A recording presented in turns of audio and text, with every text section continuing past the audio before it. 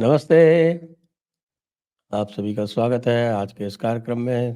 कृपया चैनल को सब्सक्राइब करें, वीडियो को लाइक करें और हमारे आपण मर्चेंडाइज स्टोर को आप अवश्य विजिट करें। हमारे साथ हैं अनुपम कुमार सिंह और हम बात करेंगे आज के कुछ राजनीतिक घटनाओं पर। और धन्यवाद। आज की राजनीतिक घटना संविधान के ऊपर चर्चा। संविधान के ऊपर जो चर्चा हुई तो वही, क्योंकि मुझे भारतीय जनता पार्टी के अलावा जो दूसरे विपक्ष वाले थे उनमें से कोई संविधान के ऊपर तो बोलता दिखाई नहीं पड़ा। वो तो सारे के सारे आज की सरकार के ऊपर बोल रहे थे, ऐसा लग रहा था मुझको। और वैसे प्रियंका गांधी जी के बारे में आपका क्या विचार है? जी, आज ये संसद में पहले ऐसा होता था कि कितने ये भाजपा के जो सांसद हैं, भाजपा के जो 240 सांसद हैं, जो एक तरीके से इस लोकसभा चुनाव 2024 में उन्हें आए। लेकिन आज वाला जो प्रियंका गांधी का जो भाषण है, उसको देख के लगता है कि अब भाजपा के पास ये नंबर जो है, वो 242 हो गया है। क्योंकि अच्छा। एक तो राहुल गांधी हो गए और एक प्रियंका गांधी भी हो गई।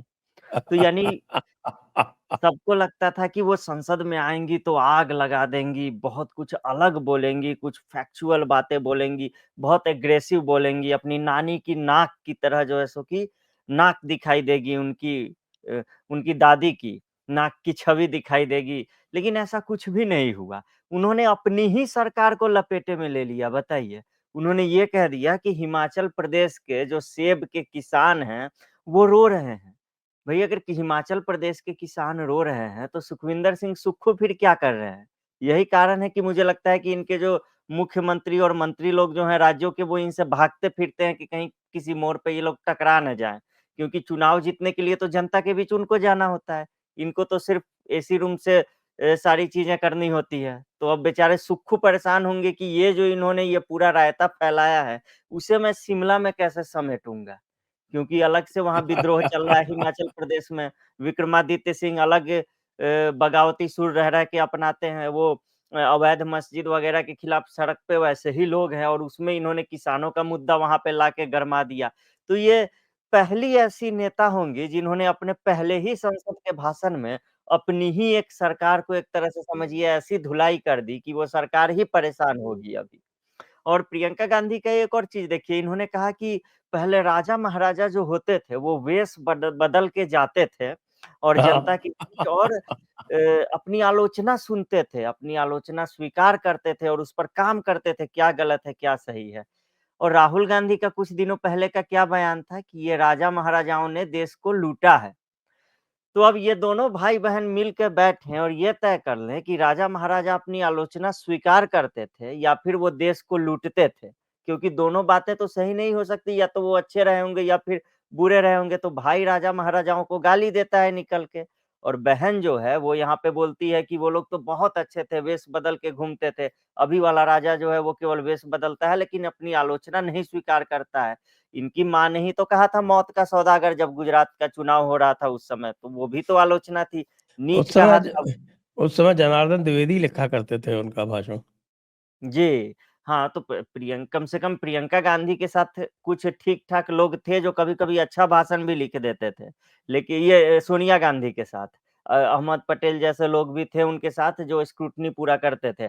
इनके साथ कौन लोग हैं ये थोड़ी चर्चा का विषय है। उनको पुरस्कृत करेगी भाजपा खोज के कि इनका भाषण आखिर लिख कौन लोग रहे हैं। जैसे राहुल गांधी के तो हो गए पता है सबको, जयराम रमेश, केसी वेणुगोपाल, पवन खेरा और सुप्रिया श्रीनेत, ये चारों जो हैं, इन चारों को भी भाजपा अपना ही मान के चलती है। और जो कांग्रेस के जो पत्रकार हैं, जो कांग्रेस परस्त पत्रकार हैं, वो ही गाली देते रहते हैं इन चारों को कि राहुल गांधी के इर्द-गिर्द इन्होंने कुछ ऐसा घेरा बना के रखा हुआ है कि ये किसी और को वहाँ पे फटकने ही नहीं देते हैं और वही करते हैं जो इनका मन करे, और राहुल गांधी इन्हीं के हिसाब से चलते हैं। अब हमें ये देखना होगा कि प्रियंका गांधी के इर्द-गिर्द कौन-कौन है। पहले आचार्य प्रमोद कृष्णम है यूपी के, वो इनके करीबी माने जाते थे, वो भी निकल लिए। प्रियंका गांधी को बताया जाता था सचिन पायलट, सिंधिया ये सब करीबी हैं, अब तो कोई इनके इर्द-गिर्द दिखता नहीं है। तो ऐसा तो नहीं कि कहीं रॉबर्ट वाड्रा ही इनके भाषण लिख रहे हों, क्योंकि वाड्रा की जो है, उनकी जो राजनीतिक महत्वाकांक्षाएँ हैं रॉबर्ट वाड्रा की, वो निकल-निकल के सामने आती रहती हैं। वो 2024 के इलेक्शन में जब टिकट बाँटे जा रहे थे, तब भी उन्होंने अब हमने देखा था वीडियो में बार-बार आके कहा था मुझे भी टिकट दे दे पार्टी, मुझे भी जनता की बहुत सेवा करने का मन है। मतलब उनके कहने का मतलब था कि अब हल बहुत चला लिया ज़मीन पर, बहुत ज़मीन जोत ली, अब थोड़ा-सा जनता की सेवा, थोड़ा राजनीति में आने का मन है। तो हो सकता है कि वो अब राजनीति में आने के लिए प्रियंका गांधी के भाषण लिख रहे हों और बाद में वो खुद को साबित करके फिर से 2029 में जो है वो टिकट पा जाएँ। तो इसमें कुछ किसी भी संभावना से इनकार नहीं किया जा सकता है। लेकिन हालाँकि अब ये है कि भाजपा के 242 सांसद संसद में एक तरीके से हो गए हैं। जी। हाँ, ये तो बात आपकी सही है, लेकिन बात कर भी क्या रहे थे? मैंने 2-4 तो सुने इनके ऑपोज़िशन वाले, उसके बाद तो मैंने रख दिया। मैंने कहा भई, ये संविधान के बारे में तो कोई बात कर ही नहीं रहे। ये तो ये कह रहे हैं जी, साहब सरकार कैसे चल रही है और साहब भय का माहौल है और वही उल्टी-पुल्टी बातें। जी। और पता स नहीं क्यों इन्होंने स्वीकार कर लिया कि साहब कि हमें चर्चा करानी चाहिए। शायद वो गंडोस से बचना चाहते थे। जी, ऐसा ही लगता है। अब देखिए संविधान पर चर्चा करने के लिए पहले संविधान आपको पढ़ना पड़ेगा ना। अब संविधान पढ़ने की ज़हमत कौन उठाए? इन्होंने पहले ही संविधान को जो है सो कि सर पर रख के नाचने वाली वस्तु बना दी है। कि जहाँ भी देखो, जहाँ कहीं भी ये भाजपा नेता को देखते हैं, पॉकेट में से निकाल के सर पे रख लेते हैं और नाचने लगते हैं ऐसे-ऐसे।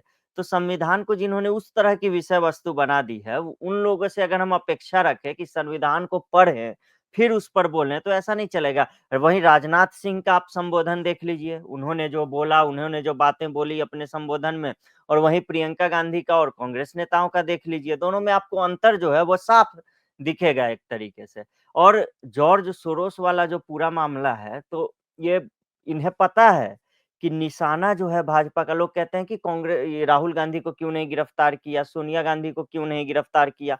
तो निशाना जो है अभी भाजपा का इन्हें पता चल गया है, पिछले कुछ दिनों से सोशल मीडिया पर भाजपा जिस तरीके से एग्रेसिव हुई है, आक्रामक हुई है, जॉर्ज सोरोस को लेकर, तो इन्हें मालूम चल गया है कि निशाना जॉर्ज सोरोस नहीं है। निशाना जो है वो गांधी परिवार भी नहीं है। निशाना इनके द्वारा तैयार किया गया, पिछले कुछ दशकों में तैयार किया गया इकोसिस्टम है। वो इकोसिस्टम जिसे ओपन सोसाइटी फाउंडेशन से फंड आते हैं और इन्हें पता है कि अगर वो इकोसिस्टम जिस दिन ध्वस्त हो गया, उस दिन गांधी परिवार और जॉर्ज सोरोस जो हैं, वो भारत में अपने आप ध्वस्त हो जाएँगे।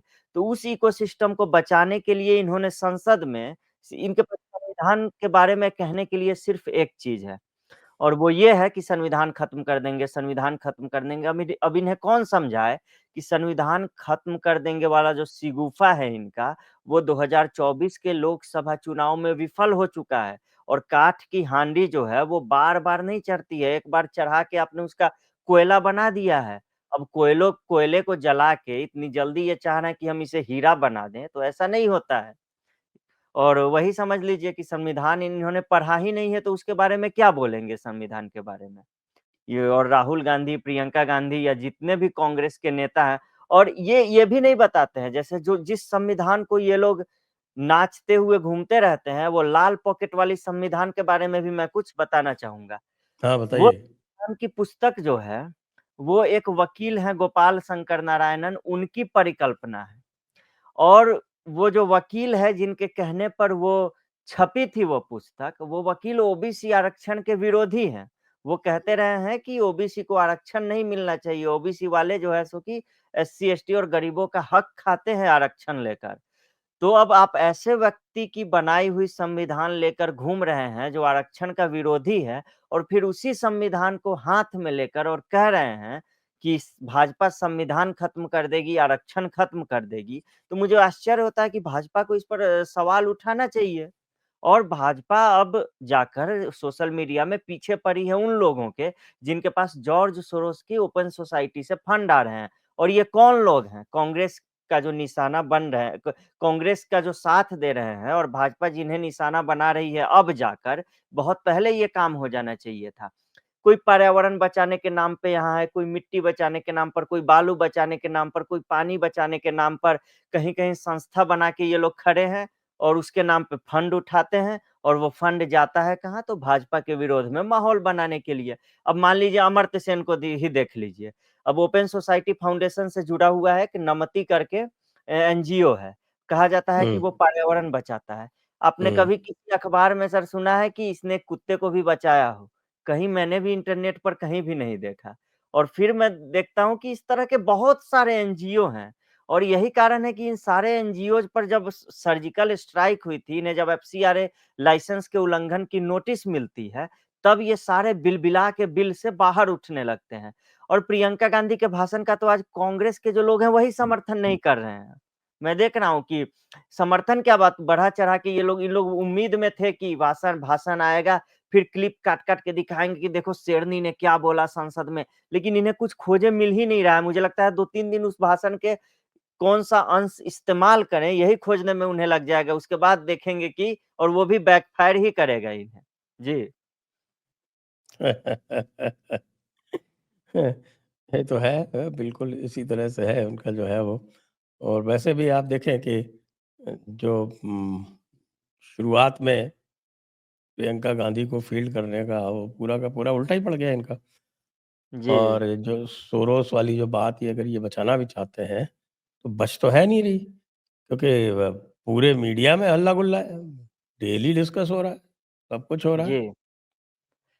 और और ऊपर से जॉर्ज सोरोस का सर ये भी देखिए कि जॉर्ज सोरोस के जो भी लोग हैं भारत में जिन्हें जॉर्ज सोरोस से लाभ मिल रहा है और जो लोग कांग्रेस पार्टी के लिए काम कर रहे हैं, उसमें आप चाहे द प्रिंट के शेखर गुप्ता का नाम ले लीजिए, चाहे आप योगेंद्र यादव का नाम ले लीजिए, ये सारे लोग जो हैं, इन्हें किसी न किसी माध्यम से आरोप है कि इनके पास ओपन सोसाइटी फाउंडेशन से पैसा जो है वो पहुँचा है। और यही कारण है कि ये लोग बार-बार कांग्रेस के लिए शील्ड बन के आगे खड़े हो जाते हैं। और प्रियंका और एक ही बात ये लोग रटते रहते हैं बार-बार भले कितनी भी बार उसे गलत साबित क्यों ना किया जा सके। देखिए संविधान वाली बात, जातीय जनगणना वाली बात, आज प्रियंका गांधी ने फिर से जातीय जनगणना वाली बात की, कि हम कहते हैं जातीय जनगणना कराओ, तो ये कहते हैं इनका जवाब होता है कि मंगलसूत्र चुरा लेंगे। नहीं भाई, जातीय जनगणना बिहार में हुए 1 वर्ष से भी अधिक हो चुका है। क्या बिहार में जातीय जनगणना से कोई फ़ायदा हुआ है? क्या बिहार से डाय वहाँ धरती से मंगल ग्रह तक डायरेक्ट ट्रेन बन गई है या फ्लाइट बन गई है? कोई भी फ़ायदा नहीं हुआ है। तो पहले आप ये तो दिखाइए कि आपने जहाँ जाति जनगणना की है, वहाँ पे इनके शासन वाले जो राज्य हैं, वहाँ भी जाति जनगणना की सुगबुगाहट है। तो वहाँ आपने क्या किया? वहाँ आपको क्या फ़ायदा हुआ? पहले ये तो बताइए, इनके पास कोई मॉडल नहीं है असल में पेश करने के लिए और ये साइको की तरह बार-बार हर 1 महीने, 2 महीने पे एक ही बात करते रहते हैं। तो जाति जनगणना और संविधान इन दोनों का भी वही हश्र होने वाला है, जो चौकीदार चोर है और राफेल का हुआ था। थोड़ा-सा उनको लोकसभा इलेक्शन में थोड़ा इन प्रोत्साहन मिल गया, तो इसलिए उनको लगता है कि भई इनकी जो काठ की हांडी है, वो बार-बार चढ़ जाएगी, जबकि वो हरियाणा और महाराष्ट्र में पूरी तरह फ़ेल हो गई। लेकिन तभी भी उन्होंने अपने मुझे लगता है कि जो उम्मीदें हैं, वो नहीं छोड़ी। जी। असल में इनके जो सलाहकार लोग हैं, वही इन्हें गलत सलाह दे रहे हैं। अब इनके सलाहकार कौन हैं जो हारने पर जश्न मनाते हैं? अब सुप्रिया श्रीनेत जो है वो चुनाव बुरी तरह हारती हैं और उसके बाद जाके अपने वो वॉर रूम में बोलती है कि वो करती है। तो पहली बार देश ने देखा कि कोई हारने के बाद जश्न मना रहा है। तो जो इनके अंदर मानसिकता ही वही आ गई है कि हम हार कर जश्न मनाएँगे। अब इन्हें लोकसभा चुनाव के बाद लगा कि अब पूरी की पूरी बाजी पलट गई है, हमारे पक्ष में आ गई है, अब राज्य दर राज्य हम जीतते चले जाएँगे। लेकिन हरियाणा ने इन्हें जो धोखा दिया, भले हरियाणा बहुत बड़ा राज्य नहीं है भारत के कई राज्यों के मुकाबले, लेकिन उसके बावजूद भी हरियाणा के इलेक्शन पर सबकी निगाहें इसीलिए टिकी थी क्योंकि कांग्रेस के लिए वहाँ जीत एकदम आश्वस्त मानी जा रही थी। हुड्डा ने एकदम शपथ ग्रहण की तैयारी भी कर ली थी और भाजपा के बारे में ऐसी खबरें आ रही थी कि भाजपा के नेता कहीं भी जा रहे हैं तो उन्हें भगाया जा रहा है, पीटा जा रहा है। इसके बावजूद ग्राउंड पर भाजपा की लहर दिखी और भाजपा को साइलेंट सपोर्टर्स मिले और हरियाणा जो है कांग्रेस के हाथ से बुरी तरह फिसल गई। महाराष्ट्र में ऐसे ही, महाराष्ट्र में लगातार कहा जा रहा था कि इनके पास 48-49 सीटों में से इन्होंने अच्छा खासा जीत लिया है लोकसभा चुनाव में और 17-18 पे सिमट गई है ये एनडीए गठबंधन जो है, तो इन्हें लगता था कि महाविकास आघाड़ी बिना कुछ किए ही जीत जाएगी, लेकिन वहाँ इतना माइन्यूटली काम किया भाजपा ने और एनडीए गठबंधन ने कि महाराष्ट्र भी इनके हाथ से फिसल गया और इसका इन्हें ज़्यादा दुःख है क्योंकि महाराष्ट्र जो है एक तरह से पैसों का स्रोत है। महाराष्ट्र खास करके मुंबई, वहाँ से फंडिंग भी इन्हें मिलती रही है या राजनीतिक दलों को एक तरीके से कहें तो मिलती रही है। तो वो आप कह लीजिए कि इन्हें जो गहरा धक्का लगा है, तो अभी कुछ दिन ये उस पे मनन भी नहीं करना चाह रहे हैं, क्योंकि किसी भी चीज़ पे मनन करने के लिए पहले आपको उस पर चर्चा करनी होगी, फिर उस चीज़ को याद करना होगा। ये याद ही नहीं करना चाह रहे हैं क्योंकि दुखी हो जाते हैं ये फिर से। तो यही कारण है कि ये अब उसी एक चीज़ को बार-बार, बार-बार, बार-बार हमारे बिहार में कहते हैं कि पेरना। वो सरसों को जो पेरते हैं, तो फिर तेल निकलता है उसमें से। तो ये एक ही मुद्दे को बार-बार पेरे जा रहे हैं, पेरे जा रहे हैं, पेरे जा रहे हैं, लेकिन उसमें से कुछ निकल ही नहीं रहा है, दिक्कत ये है इन्हें। जी। अब तो वो खली बन के भी उसके बाद भी अब कुछ नहीं बचा उसके अंदर, उसको कितना जी। फेरेंगे। ये खली को ही ये समझ ले रहे हैं कि यही समुद्र मंथन से निकला हुआ अमृत है। हाथरस क्या करने गए थे कल? मैं सोच रहा था संभल जाएँगे, संभल नहीं जाने दिया तो हाथरस पहुँच गए। हाँ, उत्तर प्रदे इनका इनकी इनकी जो निगाहें हैं वो उत्तर प्रदेश पे ही है और हाथरस में कल क्यों? हाथरस में पहले भी ये लोग मुद्दा बना चुके हैं और अब ये लोग उत्तर प्रदेश में उस स्थिति में हैं नहीं कि अपने लिए मुद्दा क्रिएट कर सकें क्योंकि याद कीजिए, जब हाथरस वाला कांड हुआ था, वहाँ पे जो बलात्कार और हत्या की जो कथित घटना हुई थी, उसके बाद पूरा का पूरा मेन स्ट्रीम मीडिया हाथरस में बैठा हुआ था और उस समय भी इन लोगों ने वही ड्रामा किया था। लेकिन अब देखिए कि संभल में इन्हें जाने भी नहीं संभल इन्होंने जाने की कोशिश की थी। ऐसा नहीं है कि संभल इन्हें नहीं जाने दिया गया, लेकिन इन्होंने सोचा कि संभल वाले मामले में अब हम हाथ भी डालेंगे तो हमारा हाथ जल जाएगा।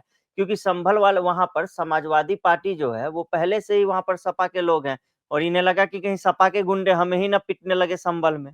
तो इसीलिए इन्होंने जो है सो कि हाथरस को फिर से हाथरस जाने लगे और यूपी को 2027 का चुनाव ये लोग देख रहे हैं और 2027 के विधानसभा चुनाव से पहले यूपी की योगी आदित्यनाथ सरकार को बदनाम करने के लिए ऐसे 8-10 और भी कांड आएँगे और राहुल गांधी खुद भी उत्तर प्रदेश से ही सांसद हैं। तो इसीलिए यूपी को ये लोग ध्यान में रख के चल रहे हैं, इन्हें भी लगता है कि दिल्ली का रास्ता है यूपी से होके जाता है और यहाँ योगी जी को हम लोग हिला देंगे, बदनाम कर देंगे, तो हो सकता है भाजपा सीएम चेंज भी कर दे, तो भाजपा को इसका घाटा ही होगा और हम इसका फ़ायदा उठा ले जाएँगे। लेकिन ये भूल जाते हैं कि अखिलेश यादव अभी एक पॉडकास्ट में कह चुके हैं कि कांग्रेस तो खत्म हो गई है, कांग्रेस तो कहीं है ही नहीं। उससे पहले भी वो कह चुके हैं कि कांग्रेस वाले वालों को मतलब एक तरीके से वो गाली ही दे चुके हैं। तो आपकी वहाँ पर जो बड़ा भाई है आपका उत्तर प्रदेश में, वो ही आपको वैल्यू नहीं दे रहा है, तो ये लोग संभल और हाथरस जैसे मुद्दों के ज़रिए खुद को उठाना चाह रहे हैं वहाँ पे।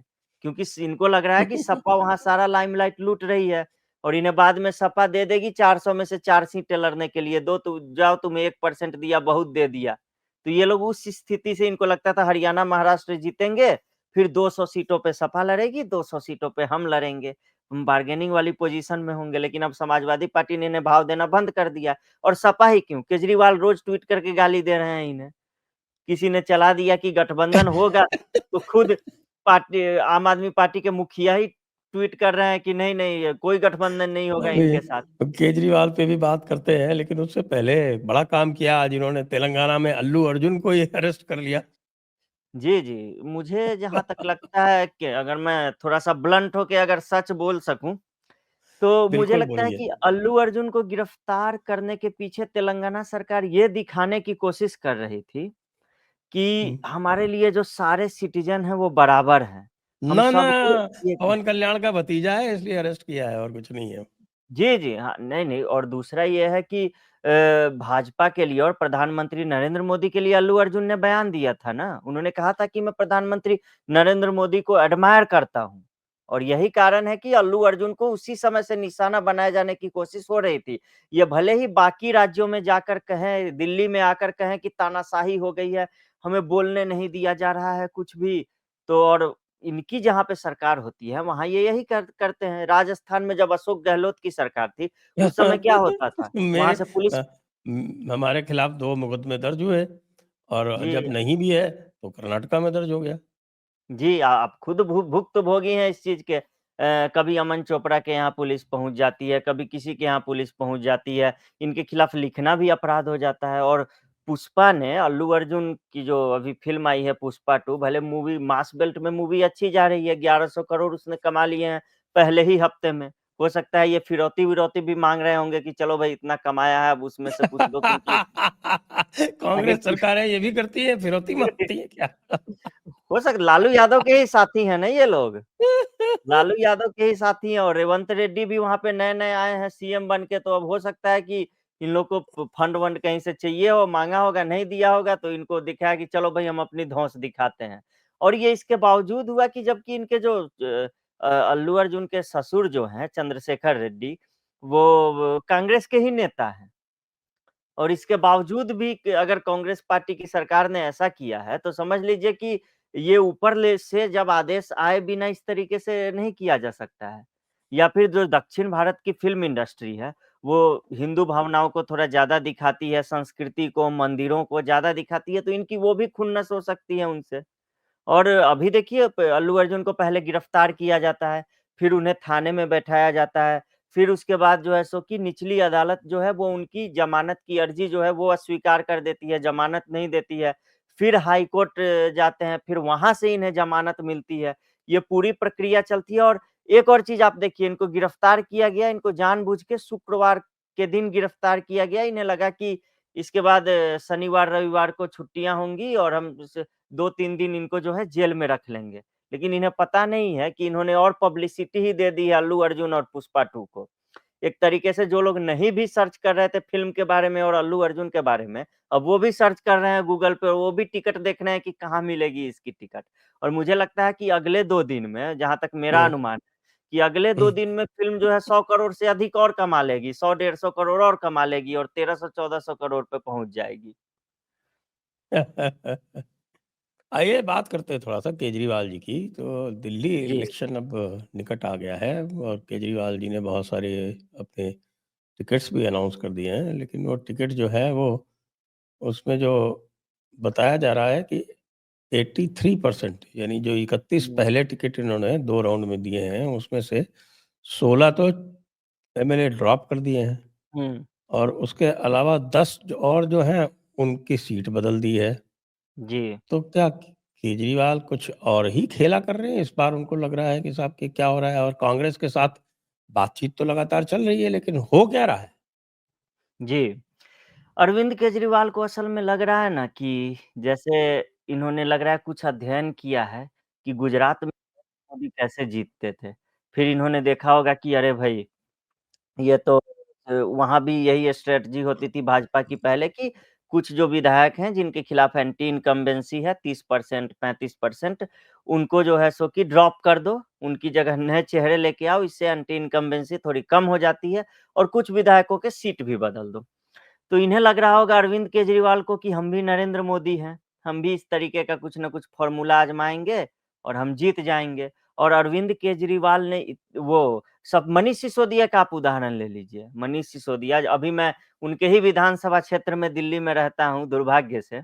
वो हुँ। मनीष सिसोदिया का ही है, वहाँ एक दरवाज़ा भी लगता है अगर डीडीए कॉलोनी में, तो उसपे बड़े-बड़े अक्षरों में लिखा जाता है कि ये मनीष सिसोदिया के सौजन्य से दरवाज़ा लगा है। भले ही वो दरवाज़ा ऐसा लगता है कि वो चोर हो या फिर जानवर हो, कोई कूद के आ जाए उधर से इधर और कुछ भी कर दे। तो ये मनीष सिसोदिया का जो है परपरगंज में वो काम है। और पिछली बार वो वहाँ से मात्र 3000 कुछ वोटों से जीते थे। लगभग यानी वो हार ही गए थे, वो लगातार 10 राउंड से ज़्यादा तक पीछे ही चल रहे थे और अंत में जो कुछ पेटियाँ खुली उसमें इन्हें थोड़ी बढ़त मिली और ये जीत गए। लेकिन अब जंग पूरा ये भाग के वहाँ से चले जाते हैं। अवध ओझा को वहाँ पे टिकट दिया जाता है। कारण ये है कि वहाँ पे परपरगंज में कोचिंग संचालकों की संख्या जो है वो अच्छी खासी है और अवध ओ इन्हें लगता है अवध ओझा के जो रिलेशन है वो उन सबसे अच्छे हैं और वो जो है सो कि इन्हें वोट देंगे और दिलाएँगे वोट। उनके तो 90% के वोट ही नहीं है यहाँ पे। जी, वही। और वहाँ पे इन्हें ये भी लगता है कि पूर्वांचल के और जो ब्राह्मण हैं, वो भी अवध ओझा को वोट दे देंगे जाति के नाम पर और मनीष सिसोदिया भाग जाते हैं उस सीट पर, जंगपुरा, जहाँ पे मुस्लिम और सिख, इन 2 मज़हबों के लोगों की जनसंख्या जो है, वो ज़्यादा है क्योंकि इन्हें लगता है कि ये सेफ है कि इनका वोट तो हमें ही मिलना है और कुछ हिंदू होंगे, वो हमें वोट दे देंगे और उसके बाद हम जो जीत जाएँगे। तो अरविंद केजरीवाल इस बार थोड़ा-सा इनसिक्योर नज़र आ रहे हैं दिल्ली में। पहला आपने जो कहा विधायकों को ड्रॉप कर देना, फिर कुछ की सीटें बदल देना। दूसरी बात, बिजली आप फ्री में दे रहे हैं, पानी आप फ्री में दे रहे हैं और तीसरी बात कि आप उसके बाद ऑटो वालों के लिए एक योजना लेकर आ जाते हैं। इन्होंने एक सर्वे कराया इंटरनल और इन्होंने पता लगाया कि कितने हज़ार लाख ऑटो वाले जो हैं वो पूरे एनसीआर में हैं। और ये ऑटो वाले जो हैं इन्हें मोहल्ला क्लिनिक से कभी पैरासिटामोल का, कभी पेन किलर कुछ-कुछ फ्री में दे दिया जाता है और कहा जाता है कि हम तुम्हारा बहुत अच्छा इलाज कर रहे हैं, देखो। तो कुछ ऑटो वाले जो हैं इस कारण पहले जो है सो कि केजरीवाल को वोट दे दिया करते थे क्योंकि इन्हें मोहल्ला क्लिनिक से दवाइयाँ मिल जाया करती थी। अब इन्हीं ऑटो वालों का इन्होंने अनुमान लगाया कि इनके परिवार के इतने लाख वोट होंगे और उनको लाके इन्होंने उनको उनको पैसे देने, बेटी की शादी में पैसे देने, भत्ता देने, ये सब का पूरा अपना ऐलान कर दिया। तो ये फ्रीबीज़ की जो खतरनाक राजनीति है, इसको अरविंद केजरीवाल एक और अलग ही लेवल पे लेके जा रहे हैं। जहाँ से मतलब मुझे लगता है कि अगले जो 5 साल होंगे अगर किसी न किसी तरह अरविंद केजरीवाल जीत जाते हैं, तो अगले जो 5 साल होंगे दिल्ली में वो बहुत ही खतरनाक होंगे क्योंकि इनके पास एक रोड पर एक ढेला भर काम के लिए भी पैसा नहीं बचेगा। और इनकी रणनीति देखिए, बात हो रही थी शराब घोटाले की। भाजपा लगातार हमलावर थी कि शराब घोटाले को लेकर मनीष सिसोदिया पर इनके आधे से अधिक नेता मंत्री जो थे वो जेल में थे। उसके बाद बात हो रही थी शीश महल की। बड़ी चालाकी से अरविंद केजरीवाल खुद को बैक फुट पे कर लेते हैं। अतीशी का चेहरा आगे ले आते हैं एकदम एंड टाइम पर जब उन पर लगातार हमला हो रहा था और अतीशी को सीएम बना के खुद थोड़ा बैकग्राउंड में चले जाते हैं। फिर अतीशी जो है थोड़ा हावी होने लगती है। अतीशी के जो फ़ोटो जो पहले फ़ेसबुक से मोबाइल फ़ोन से खींचे हुए आते थे, वो 4K कैमरे से खींचे हुए आने लगते हैं। फिर देख के इनको लगता है कि ये तो जो इनकी कुर्सी को हिलाता है, उन्हें तो लात मार के भगाते हैं। प्रशांत हुँ। भूषण, शांति भूषण, योगेंद्र यादव, कुमार विश्वास, आशुतोष मतलब कितने ही उदाहरण हैं। अब इन्हें जैसे ही लगा कि ये अतीशी जो है कहीं ये मेरे कंट्रोल से बाहर ना हो जाए, वैसे ही इन्होंने खुद पे स्याही फिकवा ली। और फिर से वापस जो है ये मेनस्ट्रीम में आ गए। फिर से खबरों में आने लगे और उसके बाद इन्होंने दौरा-वौरा जो है वो अपना शुरू कर दिया और अब अतीशी जहाँ भी जो कार्यक्रम अतीशी के हो रहे हैं, वहाँ पीछे केजरीवाल का ही की बड़ी-सी तस्वीर लगाई जा रही है। तो इन्होंने बड़ी चालाकी से खुद को सारी चर्चा से गायब कर लिया और जैसे ही इन्होंने देखा कि शराब घोटाला और शीश महल को लेकर चर्चा थोड़ी कम हो रही है, वैसे ही ये फिर से वापस आके अब लग गए काम करने। और इसमें कोई दो राय नहीं है कि चुनाव के बाद आम आदमी पार्टी की जीत होती है तो अतीशी जो है वो सीएम नहीं बनने जा रही है और इधर कांग्रेस ने भी जो है सो कि अपनी लिस्ट जारी कर दी है। तो मुझे अभी भी नहीं लग रहा है कि कांग्रेस के साथ इनकी कुछ बात बनेगी, हो सकता है लास्ट में बात बन जाए, तब भी अरविंद केजरीवाल कांग्रेस को 10 से अधिक सीटें जो हैं, वो दिल्ली में नहीं देने वाले हैं।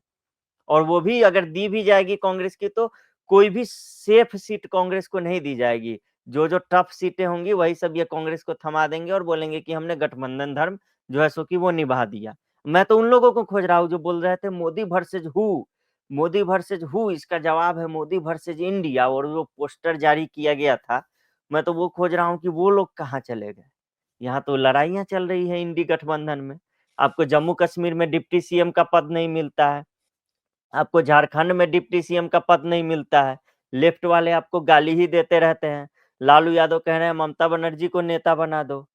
तो ये हैं कहाँ आप मतलब इन्हें लगता है हरियाणा और महाराष्ट्र हार के बाद एकदम बैक फुट पे हैं।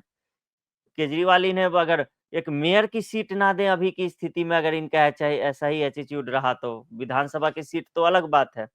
लेकिन फिर भी, अभी मैं देख रहा हूँ कि भाजपा अगर कोई स्ट्रॉन्ग मुख्यमंत्री का उम्मीदवार नहीं देती है दिल्ली में और सिर्फ हुँ। अब तो आप प्रधानमंत्री नरेंद्र मोदी के नाम पर भी खुलकर कहीं नहीं जा रहे हैं। चाहे महाराष्ट्र हो, चाहे हरियाणा हो, उनकी रैलियाँ कम ही हो रही हैं और दिल्ली में हर राज्य के लोग रहते हैं और दिल्ली में आप प्रधानमंत्री की ज़्यादा रैली ऐसे भी नहीं करा सकते आप। तो भाजपा अगर स्ट्रॉन्ग सीएम कैंडिडेट नहीं देती है, तो फिर मुझे अभी भी लग रहा है भाजपा के चांस जो हैं वो थोड़े डिम हैं और अरविंद केजरीवाल जैसा घाघ व्यक्ति है वो किसी न किसी तरीके से बाजी मार के ले जाएगा। इनको सही समय पे हथौड़ा मारना चाहिए और इनका जो इन्होंने तर्कस में जो सबसे बड़ा तीर रखा हुआ है, जो भी इन्होंने तीर रखे हुए हैं, अस्त्र रखे हुए हैं, इन्हें छोड़ देना चाहिए। क्योंकि ऐसे भी तो आप 3 बार से हार ही रहे हो और 3 बार से क्या? शीला दीक्षित के समय से ही लगातार आप हार ही रहे हो 7-8 बार से। तो अब कुछ तो ऐसा एक्सपेरिमेंट करो कि पब्लिक जो है आपको थोड़ा-सा ट्रैक्शन मिले, पब्लिक जो है समझे कि हाँ भाई, कुछ नया भाजपा कर रही है तो इन्हें जीत मिले। जी। नूपुर शर्मा के बारे में आपका क्या विचार? मुझे लगता है नुपुर शर्मा हर लिहाज से दिल्ली के मुख्यमंत्री उम्मीदवार के रूप में एक अच्छी उम्मीदवार हो सकती हैं। क्योंकि दिल्ली का जो केस है ना, वो थोड़ा यूपी, बिहार ये सब से अलग है। वहाँ क्या है कि दिल्ली में जन नेता होना थोड़ा-सा मुश्किल है। आप अगर एक बार आपकी सरकार आ गई, उसके बाद आप खुद ब खुद जो है सो कि जन नेता बन जाते हैं, जो भी मुख्यमंत्री होता है। तो मुझे लगता है नुपुर शर्मा ब्राह्मण भी हैं और दिल्ली में ब्राह्मण और बनिया यही जनसंख्या बताई जाती है कि यही तय करते रहे हैं कि किसकी सरकार आएगी और प्रधानमंत्री नरेंद्र मोदी खुद भी बनिया कास्ट से ही आते हैं, तो मोदी और नुपुर शर्मा की जोड़ी होगी यहाँ पर। दूसरा, आपने नारा दिया महाराष्ट्र में एक हैं तो सेफ है, आपने नारा दिया बँटेंगे तो कटेंगे। तो इस नारे को अब चरितार्थ करते हुए कदम बढ़ाने का आपका समय आ चुका है। क्योंकि दिल्ली में मुसलमान आपको एक वोट नहीं देगा। ये वो जगह है जहाँ पे दिल्ली में दंगा हुआ था 2020 में और हिंदू मारे गए थे। ये वो जगह है जहाँ पे शाहीन बाग वाली खातूनों ने घेर लिया था आपको और 3 महीने तक आप उनका कुछ नहीं कर पाए थे। कोरोना आने के बावजूद भी आप उनके टेंट नहीं उखाड़ पाए थे।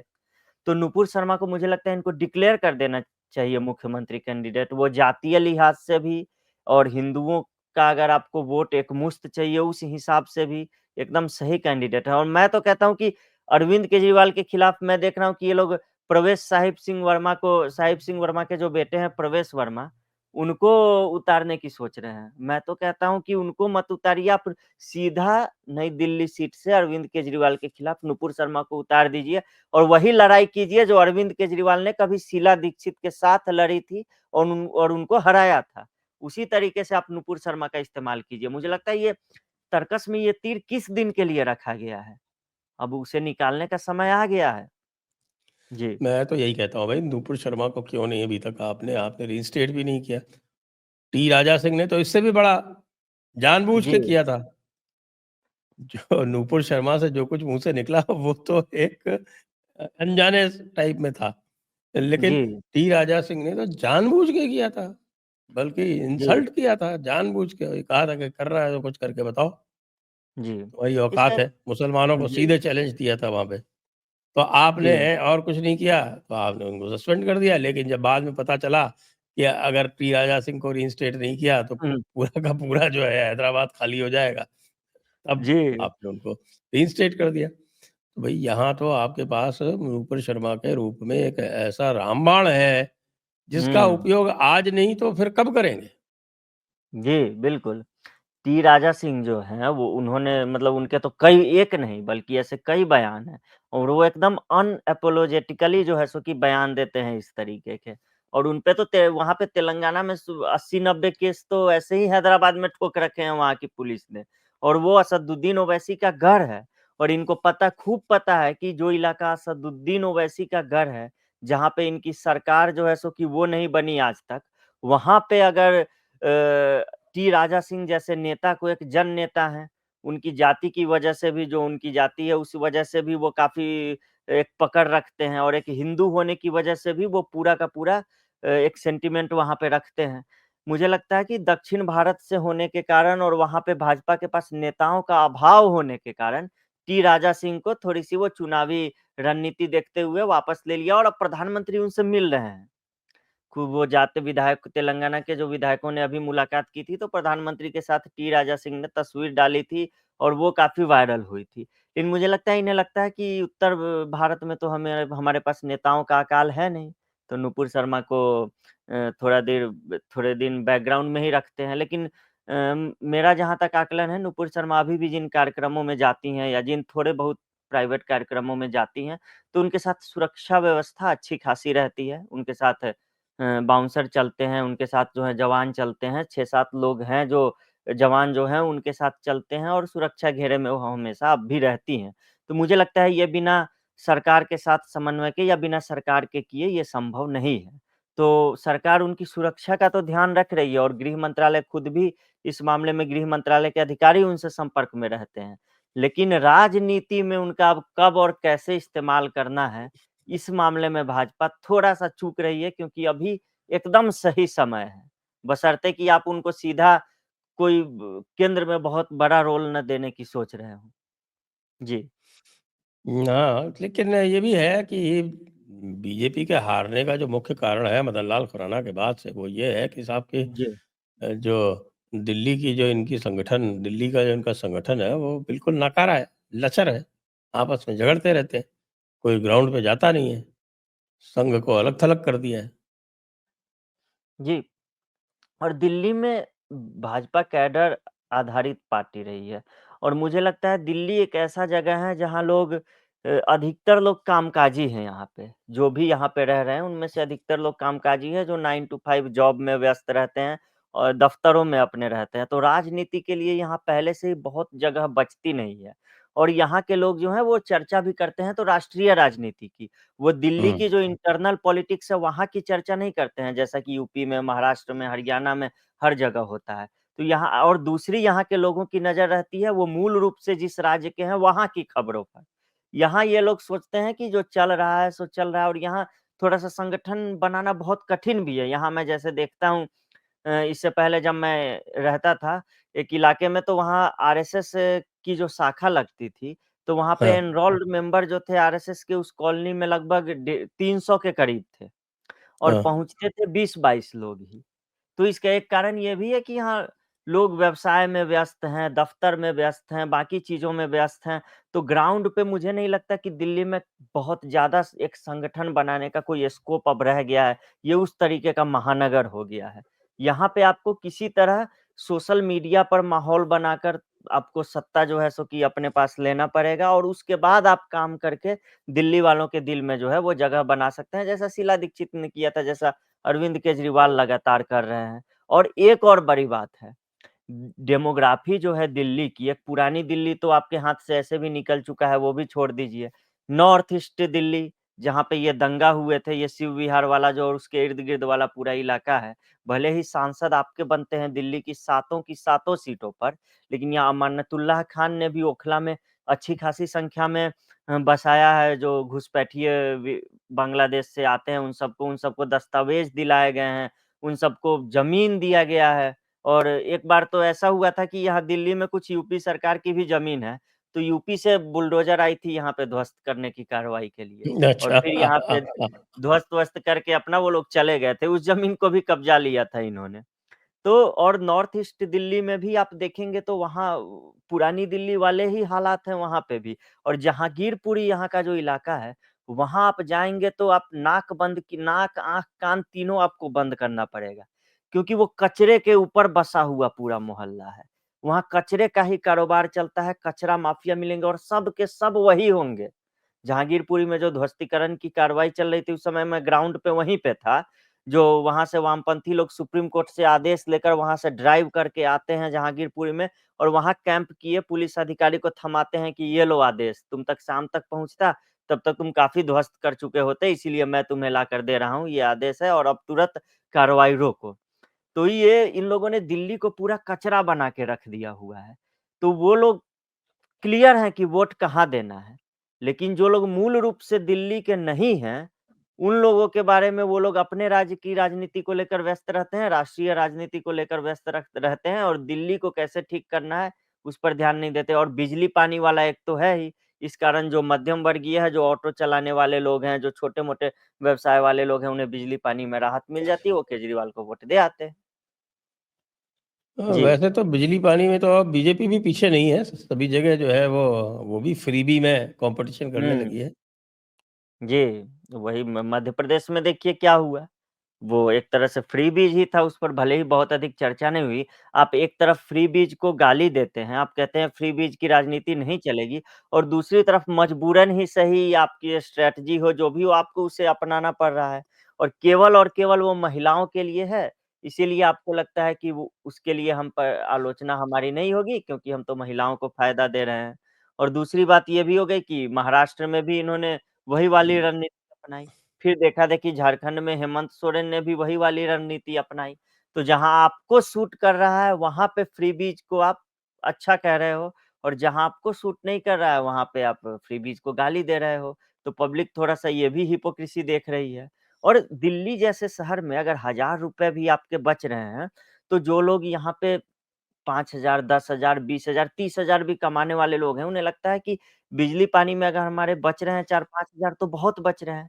क्योंकि आप वहीं चले जाइए नोएडा में और वहीं आ जाइए मयूर विहार में, बॉर्डर के उस तरफ नोएडा है, इस तरफ मयूर हुँ, विहार है। एक इलाका हुँ। दिल्ली में आता है, एक यूपी में और दोनों जगह के बिजली बिल में ही आप विश्वास नहीं करेंगे, वहाँ 1 महीने में आप कितना भी बिजली बचाएँगे आप 3000 का बिजली बिल आपके 2 बीएचके फ्लैट का आ जाएगा। वहीं आप आ जाइए मयूर विहार और यहाँ पर आप देखेंगे तो बिजली बिल ₹500 ₹400 ऐसे आएगा। गर्मी में भी आपके बिजली बिल जो है एसी चला के भी ₹600-700 आएगा, जो कि आपको यूपी वाले इलाके में आपको 5000 भी पार कर सकता है। तो इतनी बचत जो है यहाँ के middle class, lower middle class के लोगों के लिए बहुत है। और यही केजरीवाल की सफलता का राज है। इसको कैसे भाजपा टैकल करेगी, ये देखने वाली बात होगी क्योंकि शीश महल से यहाँ के लोगों को कोई फ़र्क नहीं पड़ता। शराब करेक्ट। घोटाले से यहाँ के लोगों को कोई फ़र्क नहीं पड़ता। जो दिल्ली 3 दिन में सैकड़ों करोड़ का शराब पी जाती है, गोवा से भी ज़्यादा 31 जनवरी से लेकर जिस दिल्ली ने जश्न मनाया एक पर एक फ्री होने का, जिस दिल्ली में कोरोना के समय लोगों ने टंकी में पानी है या नहीं है इसकी परवाह नहीं की और सबसे पहले दारू का स्टॉक अपने यहाँ भरा। उस दिल्ली को अगर आप सोच रहे हैं कि दारू के नाम पर और दारू घोटाले के नाम पर उनका वोट आप ले लेंगे, तो आप कहीं न कहीं भ्रमित हैं।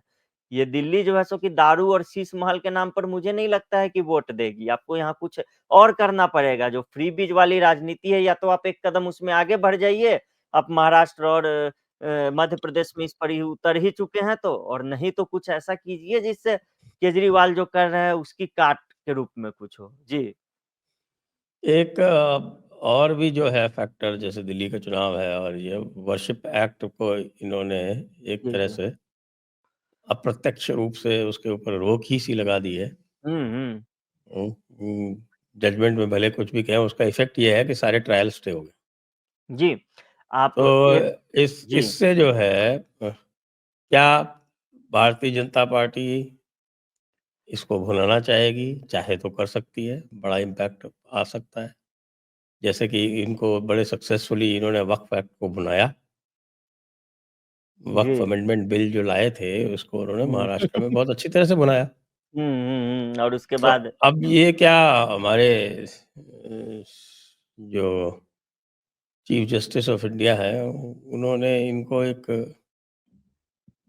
पॉलिटिकल टूल दे दिया है या कि अ, हिंदुओं को बड़ा धक्का दिया है? जी, अस्थायी रूप से अगर देखें, तो लिबरल गिरोह में जो सेकुलर गिरोह है उसमें जश्न का माहौल है। हाँ, जश्न का जश्न है, माहौल है। एकदम जश्न बिल्कुल। का माहौल है। जी, क्योंकि इन्हें लगता है जो 4 हफ्ते में केंद्र सरकार से जवाब माँगा गया है कि आप कुछ एफिडेविट लिख के हमें दीजिए। अब जो है मोदी सरकार में रणनीति बन रही होगी, वो आरएसएस से भी विचार-विमर्श कर रहे होंगे कि ये क्या लिख के दिया जाए इनको क्योंकि अब इनके सामने दुविधा हो गई है। अब तक जो है भाजपा इस मुद्दे को टालती हुई आ रही थी क्योंकि कल ही मैं बात कर रहा था तो वो अंशुल पांडे और नीरज अत्री जी थे, उन लोगों का यही कहना था कि जब आप एससी-एसटी एक्ट पे अध्यादेश लाकर और संसद में कानून लाकर तुरंत घोषणा कर सकते हैं आप वन नेशन वन इलेक्शन को सीधा कैबिनेट से मंजूर करा के और संसद में पेश कर सकते हैं। तो ऐसी क्या चीज़ है जो आपको वर्शिप एक्ट को खत्म करने से रोकती है? जब कुछ वैसे इतने बड़े-बड़े कानून जो हैं वो जल्दी-जल्दी पास हो सकते हैं, तो फिर वर्शिप एक्ट को खत्म किया क्यों नहीं किया जा सकता है? तो एक सवाल एक तरह से ये जायज़ भी है और हमें ये भी देखना चाहिए अभी जो चीफ जस्टिस हैं, जिनकी खूब तारीफ़ हो रही है, लिबरल गिरोह पूरा जो जज हैं संजीव खन्ना सहित अन्य जजों के नाम लिखकर और वो चला रहे हैं कि इन्होंने डेमोक्रेसी में हमारा फेथ जो है वो रीस्टोर कर दिया है। तो ये भी उन्हें याद दिलाना चाहूँगा इन्होंने पहले दीपक मिश्रा की भी खूब तारीफ़ की थी। इन्होंने ऐसे बोबडे की भी खूब इन्होंने डीवाई इन्होंने चंद्रचूड़ की चंद्रचूड़ की भी बहुत तारीफ़ की थी। बहुत तारीफ़ की थी। तो उन लोगों का तो कार्यकाल थोड़ा बड़ा भी था। ये भी देखें इनका तो कार्यकाल 5-6 महीने का ही है। तो ये अपना नाम तो कहीं नहीं अब इतिहास केवल में दर्ज 5 महीने कराएँगे। बचे, केवल 5 महीने बचे। जी, केवल 5 महीने बचे हैं, तो ये तो कहीं नहीं अपना नाम इतिहास में दर्ज कराने की सोच रहे हैं। तो उनको सावधान रहना चाहिए। 5 महीने में से 1 महीने तो ऐसे ही बीत जाएँगे, 4 हफ्ते में जो केंद्र सरकार अपना रिपोर्ट तैयार करेगी। उसके बाद उस रिपोर्ट में केंद्र सरकार अगर थोड़ा-सा भी कह दे, और मुझे लगता है जिस तरह के हालात बने हैं 240 सीटों के बाद, तो ये मोदी सरकार की अब एक तरीके से मजबूरी भी बन गई है कि जिनका वो वोट पाते हैं, अब उनके हुँ। हिसाब से उन्हें सोचना पड़ेगा, और वर्शिप एक्ट का समर्थन तो ये किसी हालत में करने की हिम्मत नहीं रखते हैं। ऐसा बैकलैश होगा। टल्ला मार देंगे, फिर टल्ला मार जी। देंगे। ज़्यादा से ज़्यादा मैं जो देख पा रहा हूँ, 4 हफ्ते बाद ये कहेंगे कि हमें 4 हफ्ते का समय और चाहिए इस पर हुँ, जवाब देने के लिए। हुँ। लेकिन तब तक आप कह रहे हैं कि मंदिर मस्जिद का कोई भी मुद्दा अदालत में दायर न किया जाए, और किसी भी व्यक्ति को कानून तक पहुँचने से रोकना ये अपने आप में कानून का उल्लंघन है। आप किसी व्यक्ति को ये नहीं कह सकते हैं कि तुम्हें ये अगर तो जो जिसको ये कहते हैं, जैसे जुडिशरी ने बनाया है ना साहब कि बेसिक फीचर्स जी, या जी। बेसिक स्ट्रक्चर, ये तो उसी का उल्लंघन है सीधे-सीधे। जी, जी, और वर्शिप एक्ट खुद भी इसका उल्लंघन है। यानी आप कह रहे हैं कि आपको कोई दिक्कत या तकलीफ, ये ऐसा ही हुआ, जैसे मेरे सिर में दर्द है और मुझे बुखार है, तो तुमको ये रोग होगा, तो तुमको डॉक्टर के पास जाना ही नहीं है। ऐसा आप नहीं कह सकते हैं कि आप कानून के पास जाओगे ही नहीं, किसी भी नागरिक को कोर्ट तक पहुँचने से नहीं रोका जा सकता है। तो एक तो ये कानून जो है, वही इसका उल्लंघन है। और आप देखिए आज वो सतीश आचार्य का आप आज कार्टून देखिए, मतलब कला को ये लोग किस तरह इस्तेमाल करते हैं। उस कार्टून में क्या दिखाया गया है कि जो एक हिंदूवादी व्यक्ति है, वो एक मस्जिद की जड़ खोद रहा है, और वो जड़ खोदने के लिए उसने ऐसे फरसा उठाया हुआ है, और पीछे से सुप्रीम कोर्ट ने हथौड़ा लगा के उसको खींच लिया है वापस उसके फरसे को, और रोक दिया है उसको। लेकिन यही सतीश आचार्य अगर हमारे तरफ के ऐसे कार्टूनिस्ट होते राष्ट्रवादी, तो वो कार्टून बनाते कि फिर पहले कैसे तोड़ा गया था, अभी तो ये फरसे से तोड़ता हुआ ये दिखा रहे हैं, जबकि ऐसा कुछ हो भी नहीं रहा है। और पहले तो नीचे मार्तंड मंदिर जो है जम्मू कश्मीर का, वहाँ तो उसकी जड़ें खोद के और उसमें लकड़ियाँ भर के, जब इनसे नहीं टूट रहा था, तो इन्होंने नींव खोद के उसमें लकड़ियाँ भर के आग लगा दिया। वो आज भी आप जाएँगे तो आपको दिखेगा। तो वो चीज़ें दिखानी चाहिए। अब लेकिन मुझे लगता है कि अंततः जो है जस्टिस संजीव खन्ना अपना नाम इतिहास में दर्ज करा के जाएँगे। जैसे उन्हें भी पता है उनके जो पूर्ववर्ती थे, उन्होंने किसी न किसी तरीके से अपना नाम दर्ज कराया है इतिहास में। तो इन्हें धक्का लगेगा, और फिर से ये जिस जज की अभी तारीफ़ कर रहे हैं, उसी की निंदा करते हुए निकलेंगे और कहेंगे न्यायपालिका बिक गई, कार्यपालिका बिक गई, पुलिस बिक गई, सब संविधान विरोधी सबको ठहराएँगे। जी। चलिए, देखते हैं। वैसे तो सबसे अच्छा तो यही है कि भई अब तो सरकार को कम से कम अब तो अनअपोलोजेटिक हो जाना चाहिए। जी। वक्फ बोर्ड पे जब उन्होंने अमेंडमेंट बिल लाया तो उसका तात्कालिक लाभ भी उनको मिला। हिंदुओं ने भर-भर के वोट दिए तो महाराष्ट्र जीत गए वो, जी। और हरियाणा भी जीते वो। तो अब इससे भी अगर इसको केवल पॉलिटिकल रूप पे भी देखते हैं, जो कि नहीं देखना हुँ। चाहिए, लेकिन अगर जी। शुद्ध पॉलिटिकल रूप में भी देखते हैं, तो भी करना चाहिए। जी। भाजपा को मुझे लगता है कि वक्फ बिल हो या फिर वर्शिप एक्ट हो, वो आप इस पर जितनी जल्दी फैसला लेंगे उतनी सही है। लेकिन ये लोग क्या सोचते हैं कि पब्लिक को तो पता ही नहीं वर्शिप एक्ट क्या है, आम लोगों को तो पता ही नहीं वक्फ कितना खतरनाक है। तो पहले खतरे को उस स्तर तक पहुँचने दो कि एक छोटा से छोटे लेवल का आदमी भी इस पे चर्चा करे कि अरे भाई ये देखो कितना खतरनाक है। और फिर इसे थोड़ा-सा चुनावी गणित का गुणा भाग करो, और फिर खतरे को एकदम वहाँ तक एक पानी सर से ऊपर जाए, उसके बाद जो है आप उसको खत्म करो। तो ये भी हो सकता है कि आपकी अगर ये रणनीति है, तो इसमें आपको धोखा भी हो सकता है। आप आज सरकार में हैं, तो आप मान के चल रहे हैं कि आप हमेशा सरकार में रहेंगे। लेकिन कल जैसे ही आपकी सरकार जाएगी, फिर आपको मतलब फिर उस लेवल तक खतरा पहुँच जाएगा, जो राम भक्तों पर गोली चली थी बाबरी में, उस तरह की स्थिति आ जाएगी वक्फ और वर्शिप एक्ट के खिलाफ यही हिंदू जब सड़क पे निकलेंगे तो। तो बीजेपी को ये समझना चाहिए कि सत्ता जो है वो हमेशा नहीं रहेगी, और अभी भी अब आप एक बीजेपी को तरी ये भी समझना चाहिए कि यदि आप लीगल रास्ता रोकेंगे, तो फिर 6 दिसंबर वाला रास्ता लोग जी, अपना लेंगे। वो तो हमेशा ओपन है। एक दिन ऐलान होगा कि वक़्त की जितनी भी संपत्तियाँ हैं, और उस समय तो व्हाट्सएप भी नहीं था, अब तो व्हाट्सएप पे आ जाएगा कि आपके ज़िले में, गाँव में कहाँ-कहाँ वक़्त की संपत्ति है, और वहाँ-वहाँ लोग पहुँच के काम कर देंगे अपना और जहाँ इनकी सरकार होगी वहाँ ये फिर रोक भी नहीं पाएँगे क्योंकि फिर इनको खुद की सरकार जाने का डर होगा। तो मुझे लगता है ये वर्शिप एक्ट और वक्फ को जितनी जल्दी निपटाएँ, उतना अच्छा होगा। लेकिन अभी के हालात कह रहे हैं कि बिहार के चुनाव तक बिहार में सीमांचल और मिथिला की जो स्थिति है, उसे देखते हुए ये लोग बिहार के चुनाव में इसे भुनाएँगे और उसके बाद ही इस पर कोई एक्शन ये लेते हुए दिख रहे हैं। तब तक तो हो सकता है कि हिंदू धैर्य जो है वो चुक जाए। हिंदू ऐसी प्रजाति है एक जो जब तक वो मतलब कहते हैं ना कि बाबरी भी तभी गिरा जब भाजपा विपक्ष में थी।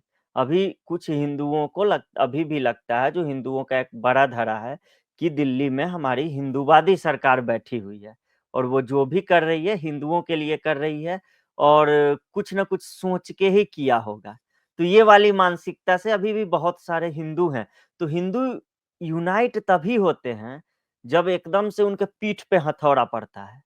तो अभी तक वो हथौड़ा जो है अभी पीठ पे पड़ा नहीं है क्योंकि उन्हें लगता है हमारे ऊपर जो छत्र छाया है हमारे ऊपर हमारी ही सरकार है, तो क्यों सड़क पे निकलना, अपना काम करो, आराम करो, सोशल मीडिया पे 2-4 लाइन लिख दो, हो गया। और ये बात को भाजपा भी समझती है कि अभी हिंदू जो है वो सड़क पे उतरेगा नहीं और जो थोड़े बहुत उतरेंगे भी तो उनके साथ ये बात करके अपने ही लोग हैं, तो सेटल कर लेंगे और कुछ न कुछ लॉलीपॉप जो है वो फिर से थमा देंगे। यही रीज़न है। अभी मैं बात कर रहा था कुछ दिन पहले एक भाजपा नेता से, तो वो भाजपा के युवा नेता थे, तो वो कुर्ते को ऐसे सँभालते हुए बैठे कुर्सी पर और उन्होंने कहा कि, "आप लोगों को क्या लगता है? आप लोग ही सोचते हो इस बारे में। भाई साहब आपसे ज़्यादा दिक्कत हम लोगों को है। हम लोग जनता के बीच जाते हैं और इन सब मुद्दों पे जो है सो कि जनता का विरोध सहते हैं। लेकिन हर चीज़ का समय होता है, सही समय पे हम लोग करेंगे और इंटरनली बहुत बड़ी प्लानिंग चल रही है। आप लोग अभी रुकिए तो कुछ" तो तो वही है। उनसे ये पूछ लो अच्छा मुद्दा क्या है बता दो, तो नहीं बता पाएँगे। नहीं, फिर नहीं बता पाते हैं, लेकिन ये ज़रूर बोलते हैं कि अंदर खाने बहुत बड़ी चीज़ चल रही है।